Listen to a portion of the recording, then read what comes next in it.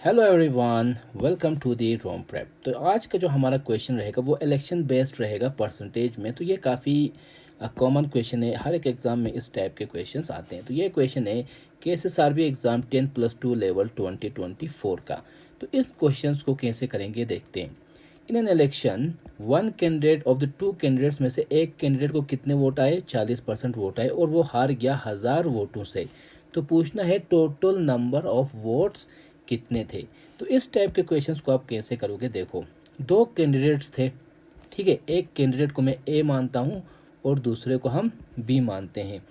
उनमें से एक को कितने परसेंट वोट आ गए, 40%। तो अगर इस बंदे को 40% वोट आ गए तो बताओ इसको कितने वोट आए होंगे, 40, तो बचे 60%। तो जो 60% वोट थे वो किसको आ गए, बी को आ गए, ठीक है। फिर कहता है कि ही लूज बाई 1000 वोट्स। तो यहाँ पे परसेंटेज में कम किसको आ गए, इसको वोट कम आ गए, तो ये हार गया। इसको वोट्स ज़्यादा आ गए तो ये जीत गया। तो यहाँ पे दूसरी स्टेटमेंट हमें क्या दे रखी है कि ये जो हार गया ये कितने वोट से हार गया, 1000 वोट से हार गया। तो इसको यहाँ पे कैसे करेंगे देखो। अब यहाँ पे आप इनके परसेंटेज को देखोगे तो इन दोनों के परसेंटेज में डिफरेंस कितना है, डिफरेंस है 20% का।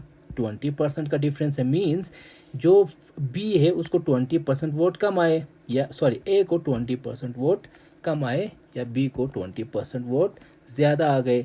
तो यहाँ पे जो वैल्यू है इन वोट्स का वो क्या दिया हुआ है, 1000, मीन्स कि ए जो है वो 1000 वोट से हार गया। तो यहाँ पे क्या मतलब, इसका मतलब क्या हुआ कि जो 20% है वो इन वैल्यू बनता है 1000।